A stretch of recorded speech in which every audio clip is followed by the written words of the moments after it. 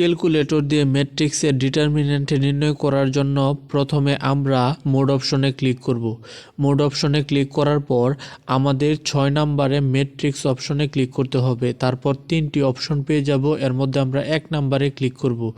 1 নম্বর হলো ম্যাট এতে ক্লিক করব। এরপর আমাদের যেহেতু 3/3 ম্যাট্রিক্স আমরা 1-এ ক্লিক করব।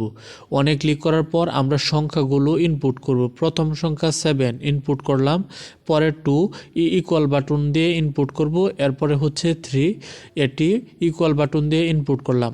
এখন 5কে আমরা ইনপুট করব, এরপরে হচ্ছে 8 পরে আমরা ইকুয়াল বাটনে দিয়ে ইনপুট করলাম, 1 ইনপুট করলাম।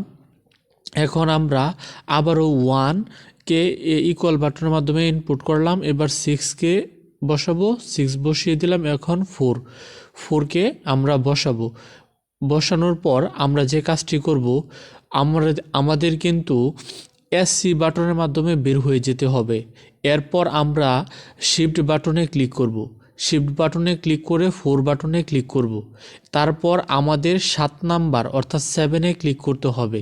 তারপর এখানে আবারও শিফট বাটনে ক্লিক করে আমরা যদি 4-এ ক্লিক করি, এখন আমাদের 3-তে ক্লিক করতে হবে অর্থাৎ ম্যাথ এ ক্লিক করতে হবে। তারপর আমরা ফার্স্ট ব্র্যাকেট কমপ্লিট করব। ইকুয়াল বাটনে ক্লিক করলে কিন্তু আমাদের আনসার 210 চলে এসেছে।